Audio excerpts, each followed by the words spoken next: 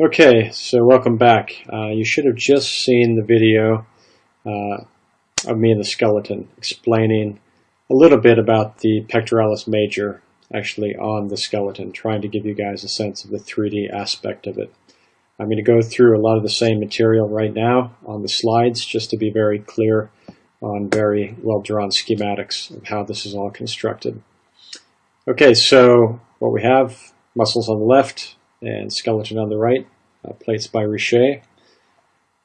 And again, the complexity that I talked about in the introduction had to do with the three distinct bodies of the pectoralis major. All right, so we talked about the clavicular section, which I said sat up on the first half of the clavicle.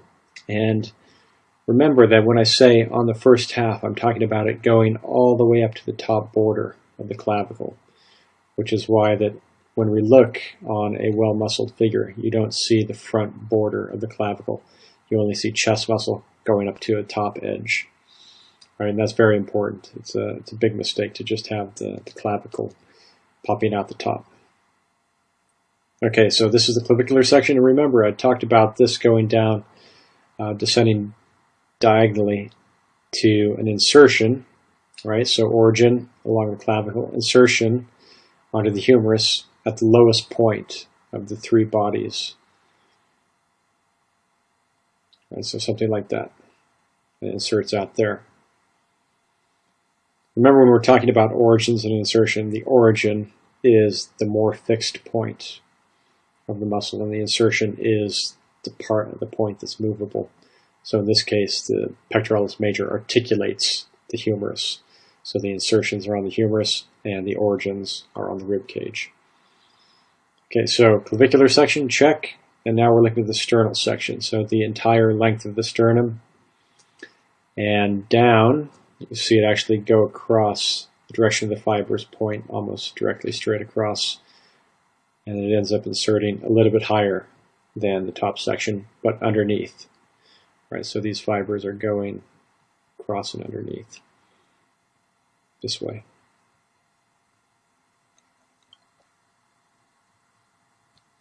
Now the last section is the important section because it gives us a lot of extra form on a raised arm or a little dimple on an arm that's down by the side. This is the abdominal section. So it originates at the fifth rib, but also some of this white tendinous sheet that helps to cover the rectus abdominis and gives us traction for the external obliques to grab onto. Right, so this is a big fibrous tendon, right, and very flat.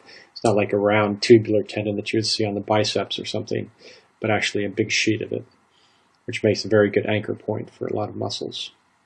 Okay, so that's where the abdominal section originates. You can see a little tail of it down here as well. Some fibers snake down to the side. And this shoots diagonally up towards the armpit, right, and it goes to a level about like this. Right, so that is the complexity. We have top to bottom, middle across, and bottom to top. That gives us this complicated overlap, which actually, when you understand this, you start to understand how the muscle unfurrows when you move your arm up and to the side, and it explains a lot of the shapes that we start to see. Okay, so moving forward, this is a cutaway showing the pectoralis major with everything else absent, and so you can start to see what I'm talking about. Top down to here, middle across, and the middle starts to pick up all of this. And then the lower section, abdominal section, goes all the way up here, and you can see the insertion up at this highest point. Okay, so what does this look like on in life, on a real figure? Well, this is exactly why we need to know about these different sections, because when somebody does this, you can see very distinctly the muscle bodies. And there's no illusion to it. And if you didn't know about the construction, you might just randomly place these lines, which would be totally inaccurate because this is all very accurately constructed and has to do with the distinct bodies that we talked about. So this is the sternal section, clavicular section, sternal section, and then you can see the abdominal section down here shooting highest up. So the vector going all the way up to the armpit, like that. And again, on this side, highest to the lowest point. You see it going out there. Middle section straight across. And again, so I'm looking at the level of the clavicle, head of the clavicle, down to the bottom of the sternum, right? And what I want to see is I want to look for evidence of a vector, some sort of plane change or inflection along the body of the muscle that supports this distinct origin to insertion. And if I go from this bottom edge and look up towards a point slightly higher than this on the humerus, so say this point, you can see that we actually have a perfect striation that supports this muscle body going right there. Right, so we were looking right in here, and it was the perfect evidence of the body. Abdominal section going all the way up to the armpit, just like we know. Okay, now if I erase the ink, you can see again for yourself exactly how this is arranged. Look how triangular this is. So if I just make marks for the borders of the origins, look for vectors from origin to insertion.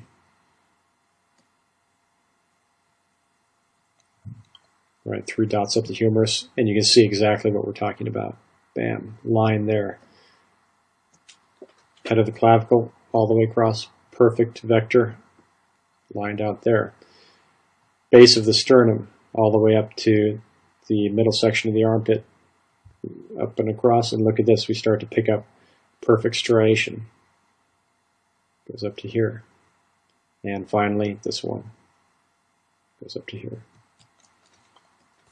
Okay, so now if we look at the difference between heavily muscled on this side, check, and her, which is very lightly muscled, we can look at the difference in the clavicular section of the pectoralis major. I talked a little bit about how this goes up and flush with the top edge of the clavicle, and you don't see the body of the clavicle on somebody who has well-developed pectoral muscles. It goes flush with the chest, and you just see the top edge until you get past the origin and you start to see the roundness of the clavicle in this little space between the pectoralis major and the deltoid. But in here, remember, flush with the top. On somebody who's very slightly developed, like females or even males with not very much pectoral development, the muscle still originates in the exact same place, the top of the clavicle, but because it's so thin, you can start to see a little relief on the front edge from the bone of the clavicle, which you wouldn't on this guy. But it is softened by the very slight muscle fibers, so this is softer than this because of the chest muscle in there. The other thing that you see on somebody who's very slightly developed is little nodules where the costal cartilage meets the sternum. And typically it's 2, 3, and maybe 4. First rib is underneath the head of the clavicles. And you can also see a little bit, if you squint your eyes and look closely, this bump right here is the bump of the manubrium. Okay, 2 sculptures, one by Michelangelo, one by me. And on this you can start to see same thing that we're talking about. Chest muscles going flush with the top of the clavicle and flowing down towards their insertion out here. You can see a distinct separation right here at the manubrium and the sternum. And that's because we used to have a joint there, right? So when that was a joint in childhood, it said actually muscle fibers can't actually develop on joints, right? So because that used to be a a bendy joint, we often see striations coming from this area. And I'll pull up a bodybuilding image in a second to show you exactly what I'm talking about. But some people are heavily striated right here. And the only reason for that is because that what used to be a flexible joint. Because nowhere along the entire rest of the sternum is there a reliable striation like that. Okay, the other thing to notice on this Michelangelo sculpture while we're here is notice how nicely S-shaped this is. I harped on a little bit about this in the skeleton lecture, about how we had a nice curvature here going back. And the reason that it's important is exactly this. It gives you a very distinct plane change and separation between the shoulder and the chest, especially when you're looking at 3/4 going away from you. You have two planes. If this was just a straight bar, these would merge and it wouldn't look correct. Okay, we could see all the little buckle at the armpit, except for this guy has a strap across his chest. So we'll look at this one. And this is showing a couple things. It's showing a little bit of what we talked about at the manubrium, a little bit of striation there. But it's also showing along the abdominal wall, kind of the abdominal section, a little bit of the tail that we saw in the plate, the muscle fibers going down from there. And then it's also showing us the abdominal section going up and crossing over with the rest of the muscle bodies. So giving us this little dimple right at the armpit.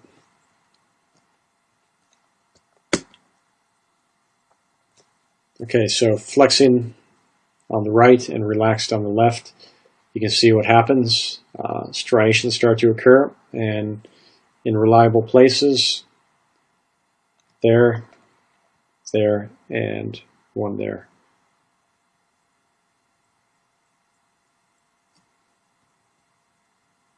And look how big this knot is because of the crossover. These are being pulled really tight into their insertion, and these are being pulled, they're being lashed down by the other two heads, the other two muscle bodies going over top of them.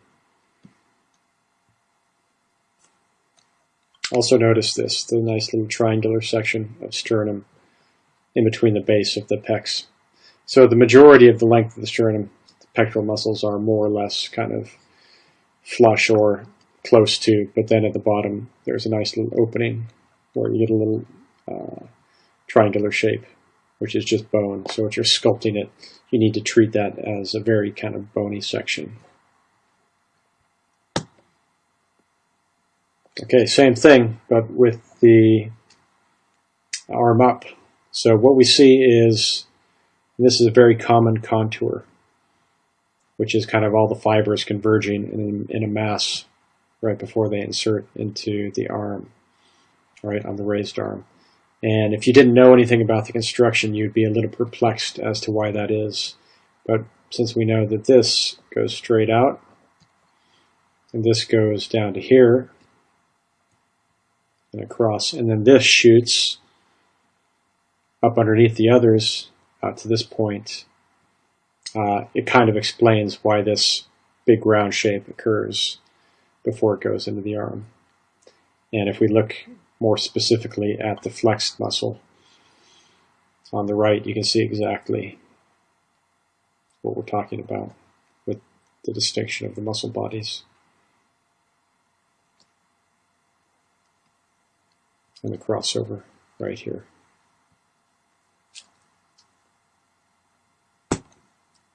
Okay, on a classical sculpture, not classical really, as in ancient Greek classical, but a 19th century French sculpture. This is exactly what we just looked at on the bodybuilder. And we know why it's shaped like that. Remember, origins to insertions will always give you the flow of muscles.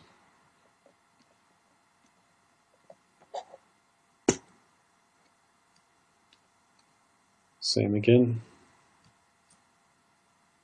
Also look at this guy. Look Getting the nice enlargement there at the manubrium. And on her, again, very, very slight, so you see a lot of this, the nodules of the costal cartilage going in.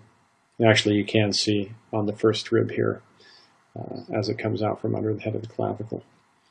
But why this is in here is actually to show you, even on somebody very, very slightly developed, you can still see a very marked distinction along the clavicle between the part that has the pectoral muscle on it, going all the way up to the top, and then this barren section that works its way out to the shoulder. And also, while we're here, and it's so evident, this is the coracoid process. I mentioned in the skeleton lecture that you would see it sometimes on very slightly developed females sticking out from underneath the clavicle. This is how it looks. All this shape in here are ligaments binding the two together.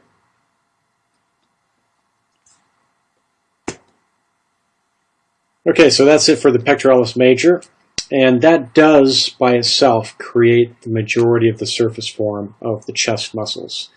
But I would be remiss if I didn't tell you about the pectoralis minor, which is a muscle that's not subcutaneous, meaning it's not immediately under the skin like the pectoralis major, but it actually lives underneath the pectoralis major right on the rib cage. And this is a muscle that sits on the outer half of the rib cage, and it originates from the third, fourth, and fifth rib. So this is 1, right underneath the clavicle, 2, at the level of the manubrium and the sternum, so 3, 4, and 5.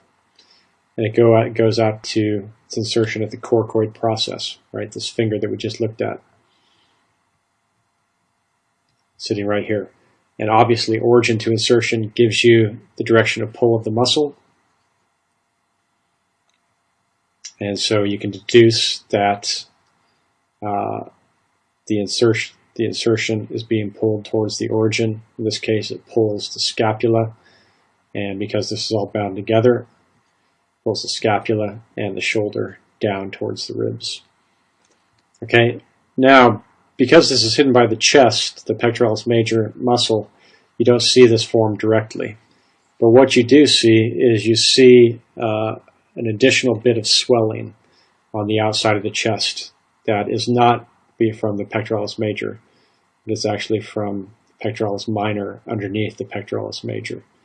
And that's what it looks like.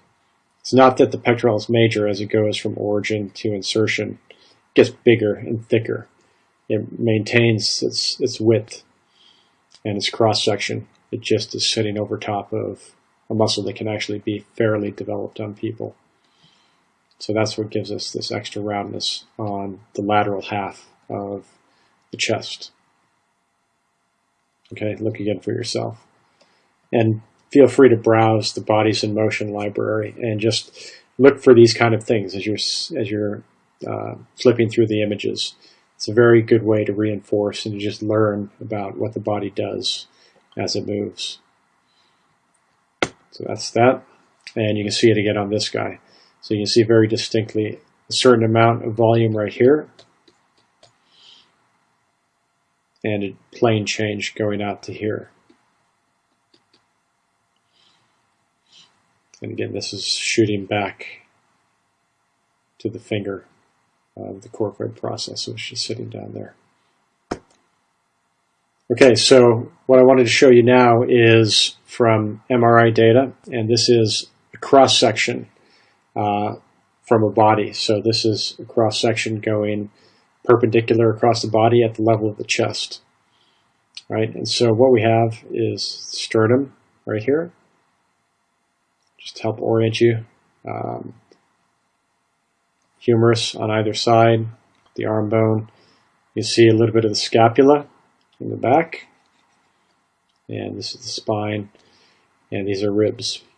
But this is the pectoralis major, right, going out to the arm.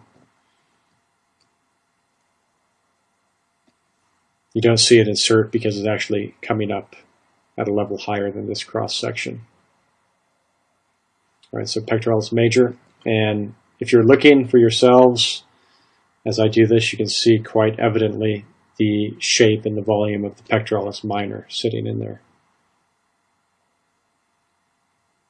And that's it on both sides. And you can see it's almost like an implant, in that it pushes the roundness out. So you see it kind of gives an extra bit of bulge.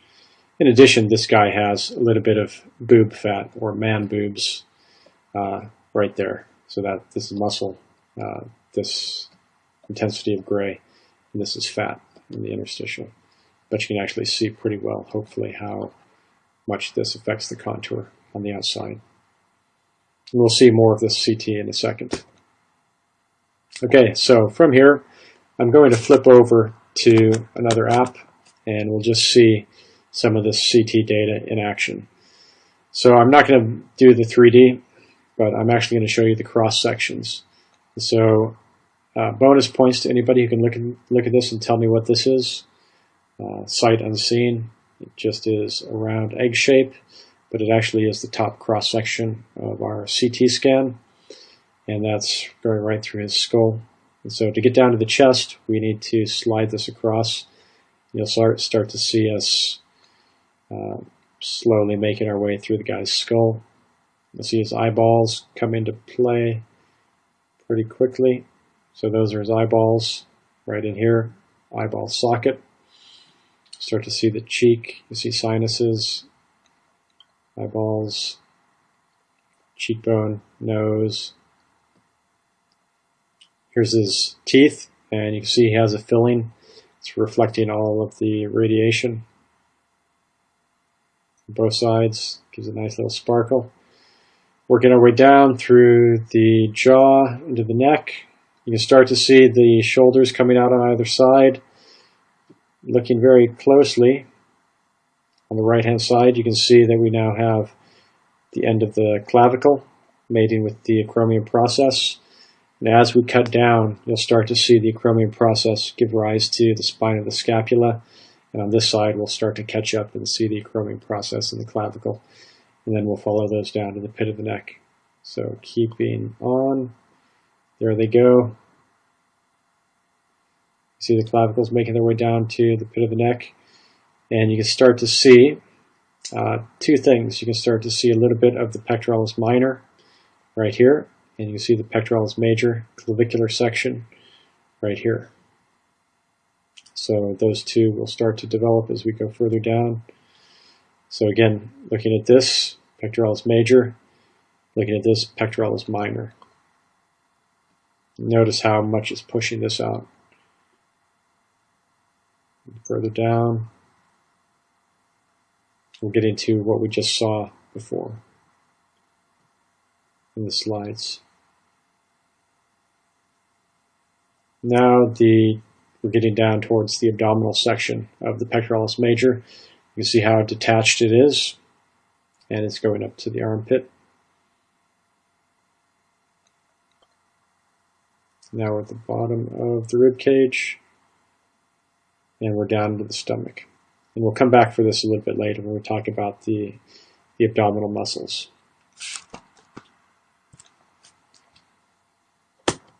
Okay, so to look again, and this is sometimes hard to look at if you don't like looking at gross, gory muscles, but this is not so gross anymore because it's not really red. I've kind of recolored it to look like Parma ham or prosciutto.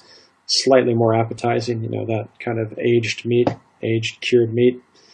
And so we can look at this without getting sick, hopefully. Otherwise, turn your eyes away. I'll tell you when we're done. But what we have is just what we talked about, you know, clavicular section going down to the bottom.